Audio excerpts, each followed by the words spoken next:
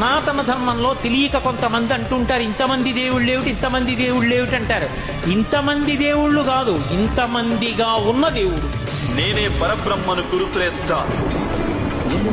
నేనే సత్యాన్ని, జ్ఞానాన్ని, ధర్మాన్ని. పార్థ, దివ్యములై నానా విధములై అనేక వర్ణములై అనేక విశేషములు గల నా స్వస్వరూపమును కన్నులార దర్శింపుము.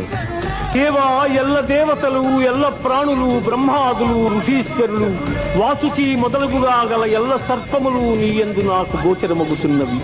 ఈశ్వర, నీ విశ్వరూపము అనేక బాహువులతో, ఉదరములతో, ముఖములతో ఒప్పియున్నది. అట్లయ్యూ నీ ఆకారమున ఆద్యంత మధ్యమములను గుర్తింపదాలకున్నాను.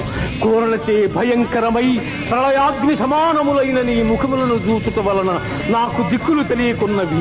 కాన ప్రభో, నా యందు దయయుంచి నాకు ప్రసన్నుడవు కమ్ము.